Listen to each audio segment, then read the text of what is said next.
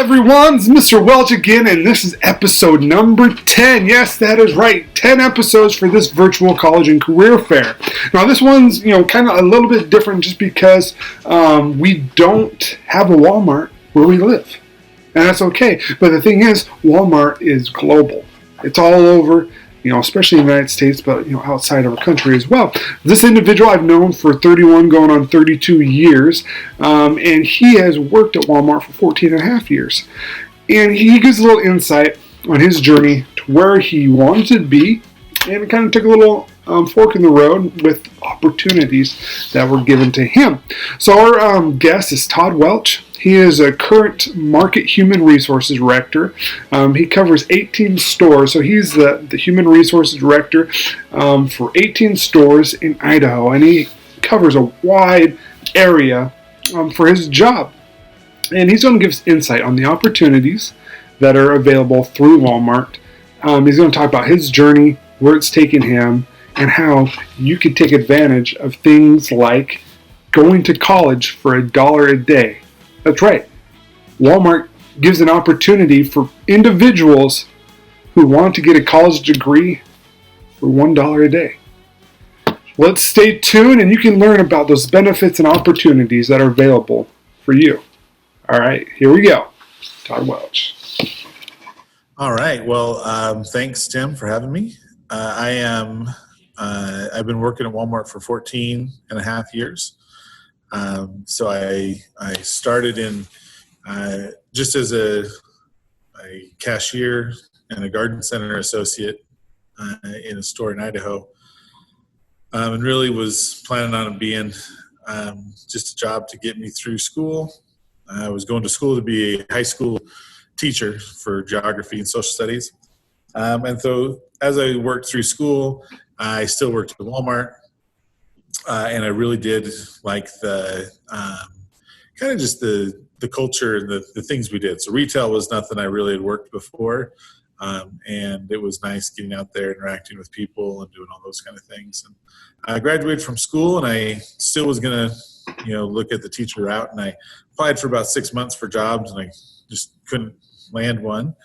And so then I had an opportunity to apply for an assistant manager position at another Walmart, and so I applied for that and I got it. About a year later, then I got promoted to a co-manager position in a store, and a couple years later, I had an opportunity to go into HR. So I did that. I currently, have 18 stores that I look after in Southeast Idaho and the Boise area. One in Ontario, Oregon as well.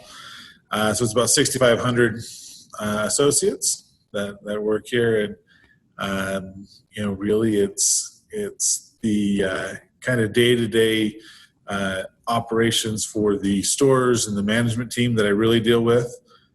Each store has its own, we call them people leads, so its own HR within the store, and they do the scheduling for the individual associates and work with all them. I work with them to make sure everything's good and taken care of for our associates in the stores. But predominantly I'm working with the store managers and the operational manager. So each one of these areas has a market manager that I support.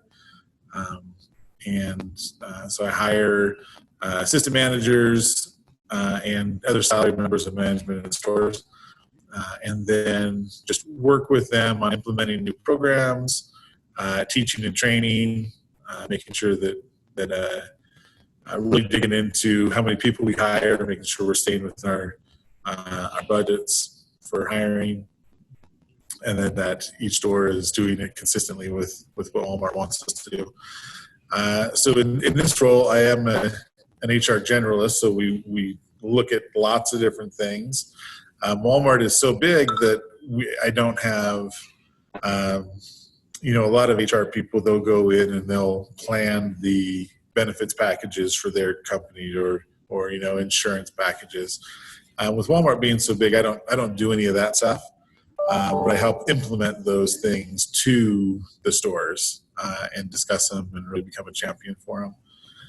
So that's a lot what I do. So each day is a different challenge. Sometimes it's with this virus that we've got going on now. It's a lot of dealing with associates who either have it or think they have it, implementing new leave policies that we have in order to take care of our associates, and just communication with the store and answering any questions that they have. I also deal with any kind of ethics investigation. So if something happens, inappropriate conduct, or someone's, doing something for personal gain. So maybe hiding some merchandise to get anything like that. I might not do the investigation, but I help guide it and make sure it's going down the right path. So really my days are just broken up with a whole bunch of just different stuff like that. Each day I've got things planned out, but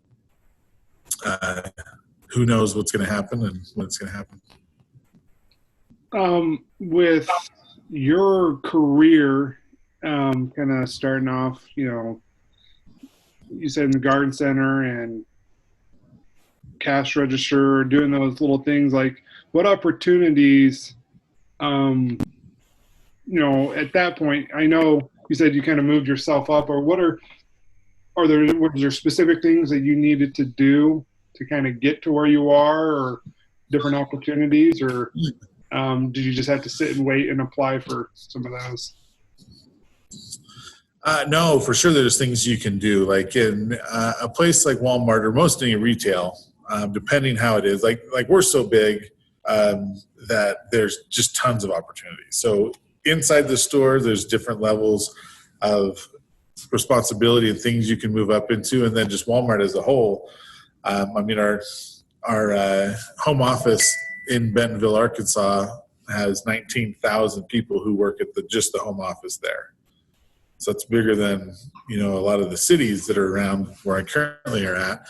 And so there's tons of opportunity there. But in the stores, we do hire quite a few. Most of our people that work for us, we hire in an entry-level position. So cashier, in the garden center, over in bakery, deli, unloading trucks, things like that. We typically hire them in there. But we do have supervisor positions that supervise as hourly associates. And we're actually in the middle of changing, because we changed quite a bit, but we're in the middle of changing the way we work and being more involved in teams. And so some of these things that we're doing is we're taking areas and you have team associates. So those are those entry-level positions. And then we have this new position that's called an academy trainer.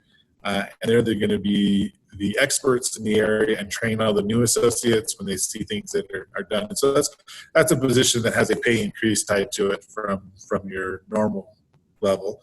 And then there's a team lead who, again, is going to be higher than that.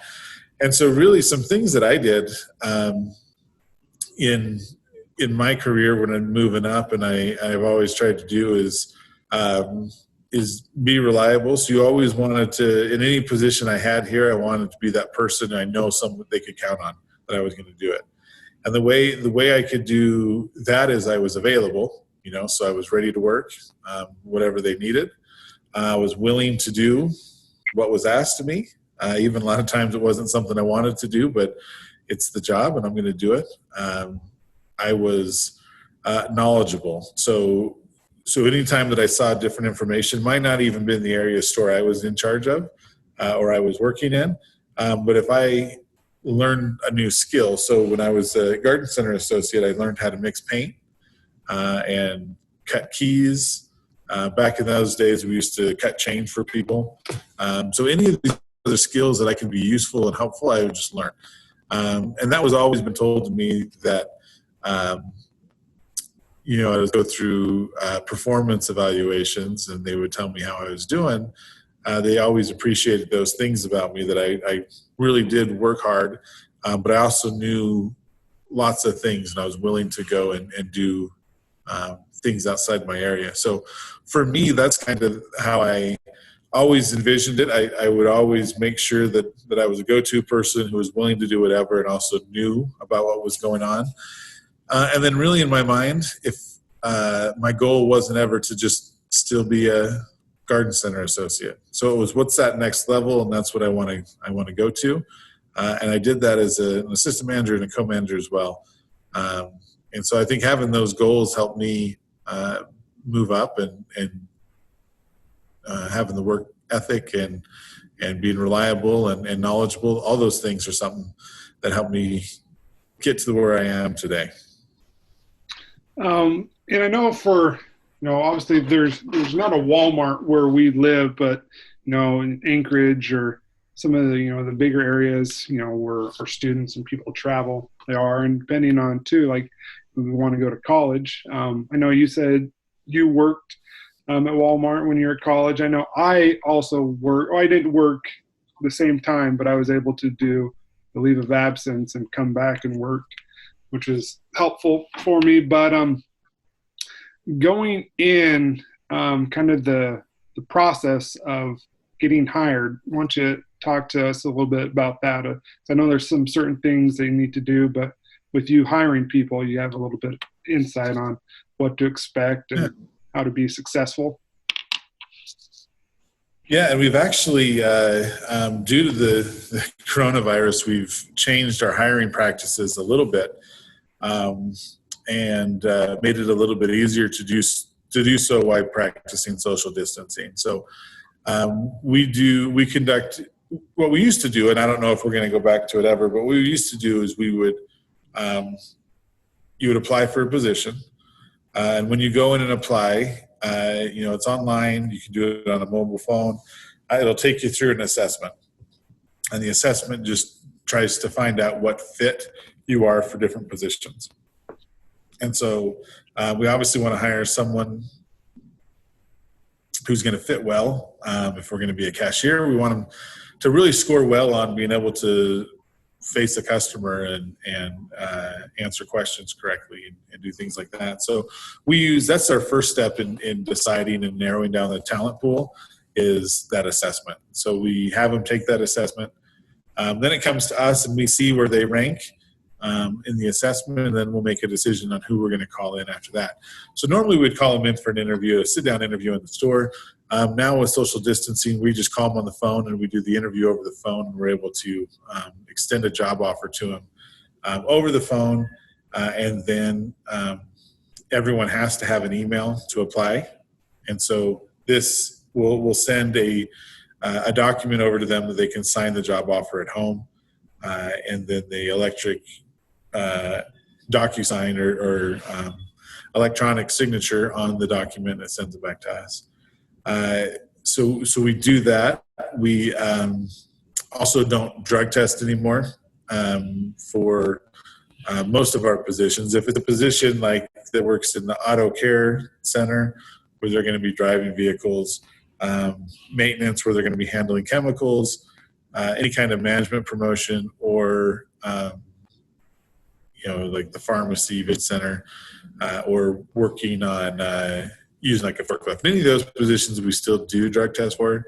The other ones we don't. There's so many, really numerous reasons that most everyone was coming back clean anyway. So it's a lot of money. But then there's also just a lot of states where there's different laws that they were finding it a little bit difficult to find people there. But for the most part, the key thing in determining if someone can work there is a background check, and we still do those. And so we've actually implemented a quicker background check through the coronavirus pandemic. But so that's the initial steps in hiring. So really what we're looking for in any kind of interview situation, whether it's on the phone or in person, is we're looking for those candidates to be professional. And so that can be in body language, in speech, in timeliness. So you want to be there on time. If you're going to show up for an interview, you definitely want to be there 5 minutes early at least, and ready to go. You don't want to make your employer wait.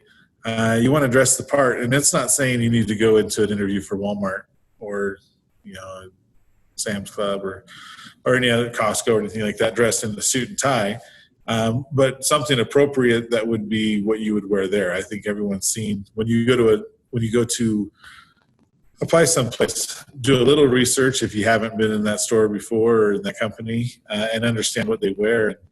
Try to mimic that, like if you're wearing a similar thing that they are. So, you can definitely go above that, but I wouldn't go under. And so those are the kind of things that we look for. Making sure you're trying to use the normal speech. You're not using too much slang. Definitely don't want to curse when you're giving an answer back in an interview. But those are all the kind of things that we're looking for as we're bringing someone in. And we've really automated our process, so it's all on the computer. So we'll go through an interview, take you on a little tour around the store, and make sure that the most important thing for us, and what I'm really trying to get with my teams, is focus on like what is the best position that we need, but also the best fit for that person. So if we have someone who is a 80-year-old grandma, unloading trucks probably isn't going to be the best thing, even though she says she can do it. And so going and finding that fit, because what the goal is, have them working here as long as they need to, or as long as they want to, doing a good job in a place that they can feel comfortable. And so that's the purpose. We like to walk them around the store, look at it, go check out their area you're going to be in, talk to their supervisors, all those kind of things, so they can make an informed decision. It costs a lot of money to hire. Spend the time sending out background checks, bringing people in, the man hours spent to do it. And so, anywhere between $2,000 and $4,000 every time that we bring someone on board. And so if we bring someone on board, we just lose them. That's a lot of money that we're wasting. So you want to make sure you make that right decision. Well, thank you for shedding some light on the hiring process with us as well. My next question is, what are, you highlighted a couple of jobs like in the garden center or cashier. What are some of maybe those entry level positions that, could possibly be looking for? So we, in Walmart stores right now, like I said, we're moving to, depending on where the team is on, or the store is on this teaming changes that we're doing. That's going to narrow down the amount of jobs we have. But currently, ones that we hire entry level for is, so anything on our front end. So that's where the cash registers are. So cashiers, we've got a lot of self-checkouts in the stores. So we have a position called a self-checkout host, who is there and helps the customers check out and also make sure that we're getting everything right and they do overrides. In certain stores, we have a customer host, which is at the door. And they have a yellow vest on, and they help with receipt checking, making sure that everything that leaves the store was purchased and things like that. Stockmen, they're out on they're pushing in the carts, and that's another position that we do move in.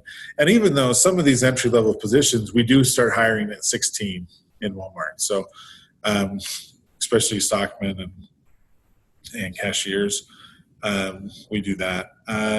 Other parts of the store, we've got associates in bakery and deli, associates that work in dairy and frozen, in the back of the store, or else on the sales floor. So we got ones that are in apparel and garden center and sporting goods, hardware, electronics. All those positions are ones that we would normally hire a new associate for. We have a big crew that comes in around 2 o'clock in the afternoon, 2 to 11. They unload trucks. So they, in most stores now, we have an automated unloader. So it's a robotic conveyor belt that helps us sort the merchandise as it comes off the truck. So we have big trucks that have, 3,000 cases, and we have someone in the truck that puts each item on this conveyor belt. The conveyor belt moves by itself, goes under a computer, scans the label, and so when it goes down, it sorts it to different smaller conveyor belts. And so instead of having about 12 people unload a truck like we used to, now we can do it with 5. And so they'll unload it in about the same amount of time. And they don't have to spend as much time sorting it because all the items will come and get pre-sorted down the line, and they can just then put it onto a cart or a pallet to go. So those are some changes we have, and those are mostly the kind of entry-level positions that we have as well. So what can you look for in like terms of pay for, coming in? I know there's probably a discrepancy between what job you have, but with some starting out pay. So currently right now, the starting rate in all facilities is at least $11 an hour. So that's the lowest position that we have. We'll start at 11. That's going to be moving over the course of the next probably 6 months to $12 an hour. And so also depending on where you live, like in Idaho, all of our start rates are the same. They start at $12 an hour. But you look at places like, Las Vegas or Denver, more of a metro area or a difficult to staff area. And so I don't know if any of the ones in like Anchorage, or they might fall into the same thing there.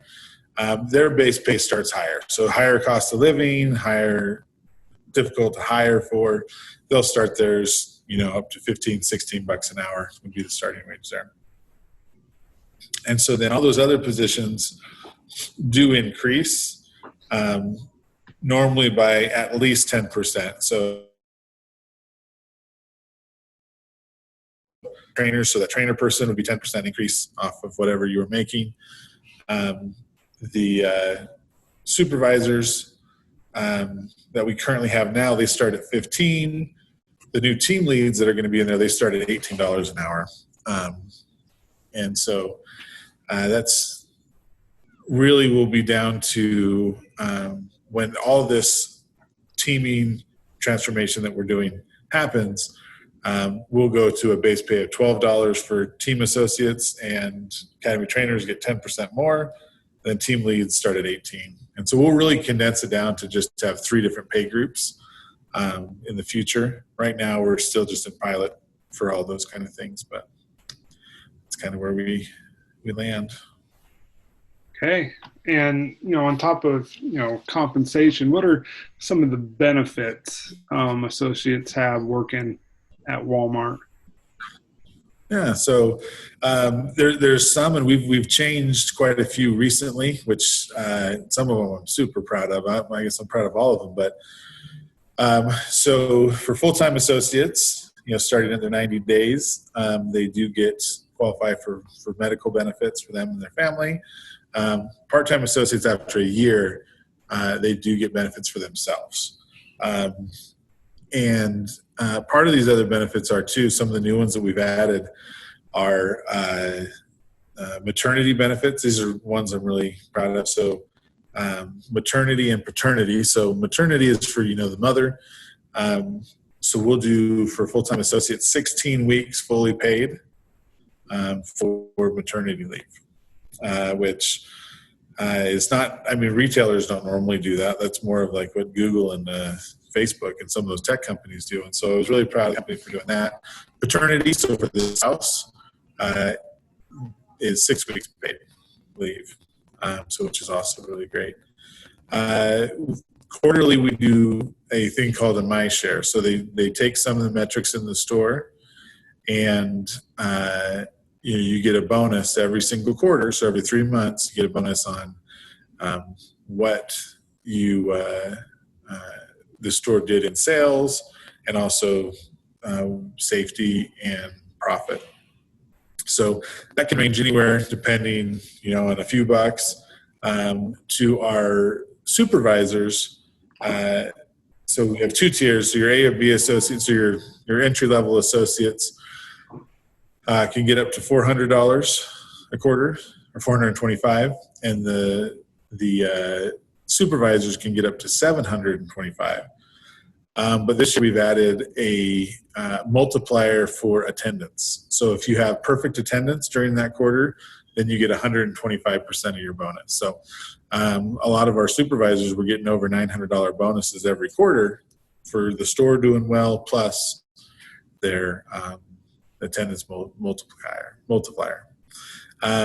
Sometimes if you have, it works in both ways. So we're giving more money for those who are here and crediting those that are here working, and those who are not here, if they have a lot of attendance issues, they actually get less of a mic share. So they don't get the full share. They get 75% or 50%, and in some cases 0, if they're not here. So that's kind of a new thing that we've only had that for a year now as well. The other one is we do a $1 a day college education. So it's full 4-year degrees, and we've expanded it. The degrees are in business, IT, so computer stuff, internet security, a lot of different degrees. I think we're up to about 17 degrees. They are for couple different universities, but University of Florida does it. It's an online course. Then you take these online courses, and it costs $1 a day to be in the program. All the books and everything else, you buy them, they get reimbursed for you, so it's free books. Most of the books are digital anyway, so but it is legitimately $1 a day. So they'll take it out of your paycheck at $90 a quarter. So every 3 months, they'll take out $90 if you're enrolled in the program. And that covers everything, tuition, fees, everything that you need. So through the course of working at Walmart, you could get a 4-year degree for only a few $1,000s. Don't have to take student loans out. You do it on your own. There's also programs that'll help you get reimbursed for a laptop if you don't have one to be able to do your coursework. So that one's really great. We're currently in 4 different universities. University of Florida is the most famous one that we're in, but also Belmont, and a couple I can't remember. There's a couple other ones that I can't remember their names. But so that one's one I'm super proud of as well, just because it is something that I know that a lot of our associates have taken advantage of, and it's an opportunity that maybe they didn't think they could do. Is go to school, but we're able to help them get a degree. And if they stay with Walmart afterwards, great. If they don't, and they can go use that degree somewhere else, that's great as well. I mean, we just want to help them and do whatever we can. So, I think that's kind of the highlights of some of the benefits.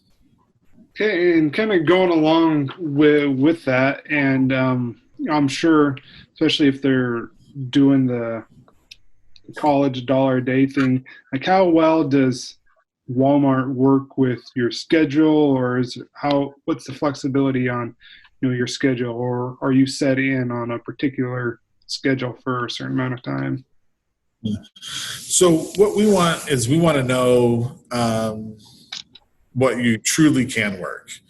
So what are we obviously have certain times that we're busier, certain times the customer is going to be here, and we're going to need to do that. And so sometimes in retail, it's not the most fun time. So, I mean, Black Friday, Thanksgiving, leading up to Christmas, all those times are times that other jobs maybe are home with their family, getting ready for the holidays. But in retail, that's our busiest time. That's where everyone's coming shopping. And so, that's the life of working in retail. Typically, people shop in the evenings, so we have a lot of evening hours. We also have teams that stock on overnight. So we do have to try to find a line in between what's best for the associate and what's best for our customer. So what we ask is that all of our associates just let us know what they truly can work. If they say, hey, I would prefer to work this, but I can work 6 a.m. till 10 o'clock at night, I'd prefer to work a 9 to 6, and so we put that in our system. Our scheduler automatically goes through and generates schedules, and then we go in and tweak it and make sure it's the right thing for it. But you're freely able to change your availability and say what you can work. It works really great for schools, for college students. So in all the stores that we have college kids, we bulk up on non-college students for usually the mornings, and in the evenings, it's when our college students come. So a lot of times they're just working shorter shifts, maybe 4 or 5 hour shifts a week, just to get in some hours and have some spending money. But we're able to work with that.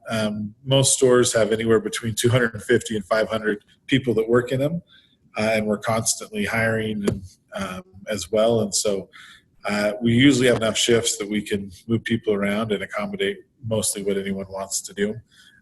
If for some reason we can't, we'll still let you change and put what you're available for, and we'll only schedule you around that. You might not get as many hours as you want, just because if we don't have, if everyone said they wanted to work 7 a.m. to 4 p.m., we wouldn't be able to accommodate everyone there. But school schedules is one thing that we work really well with. Minors, so people who are still in high school, we've got make sure we're compliant with all the laws there, but give them an opportunity to work as well. And they have tons of different jobs they can do, and minors are great because they can come in and work real hard and do their thing. So.